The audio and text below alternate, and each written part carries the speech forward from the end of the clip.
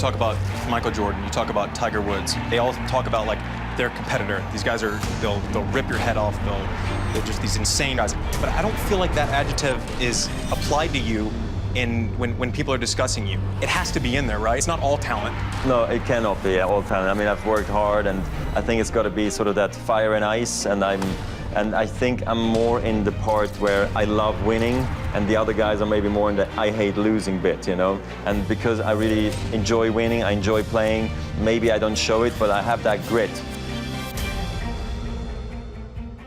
With all you've accomplished and the long list of accolades you have, what would you rate as your proudest moment or accomplishment of your career? Must be nice to have options, by the way. It is good to have options, okay. Yes, absolutely. No, but that probably is winning Wimbledon the first time in 2003, and then becoming world #1 at the beginning of 2004. It's just like the ultimate achievement, in my opinion, and that's when the career could have ended right there already. You took my spot of #1, so I don't really appreciate that. But we've never talked about the 2009 Wimbledon final.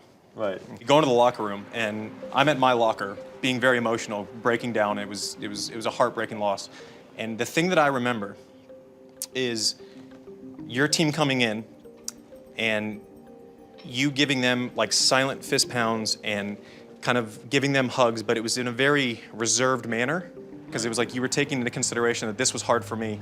Do you remember that moment at all? Or? I mean, the moment is probably tougher for you than it was happier for me. I think it's so important to respect, you know, your fellow athletes and competitors, and I know how hard you've tried and how difficult it must be, because you just unfortunately can't have it all, you know, and that match was can. So...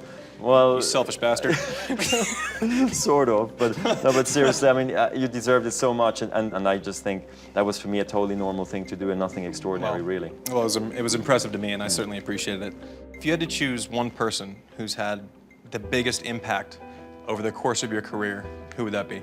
Peter Carter, you know, for me was a very important figure. He was my coach when I was about 10 years old till 14, and then from 16 again till about 19. He was like a bigger brother for me, almost like a father figure. How did his death change you? It shook me, it woke me up, and made me realize how fortunate I am to be a tennis player and how much he would want me not to waste anything. And I think this is when maybe my career sort of went into overdrive, and I was like, okay, I want to make Peter proud even though he's not with us anymore today. Looking back, is there anything you regret? I wish I could have maybe realized my potential sort of 2 years earlier, started to work really hard earlier, understand what I was trying to achieve, what was possible. But at the same time, I think all of that was good for me later on, you know, that I got all the stuff out early, the anger, the sadness, the pressure. I had to deal with so much, I felt like between sort of 16 and 22, that later on, that made me the player I am today.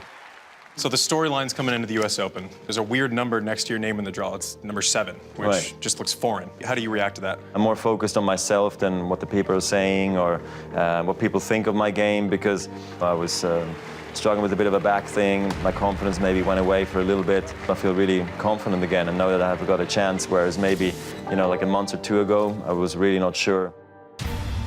Inevitably in sports, no matter how great you are, even the greatest, deal with time and age. Roger Federer is out of Wimbledon to a man who'd never beaten a top 10 player.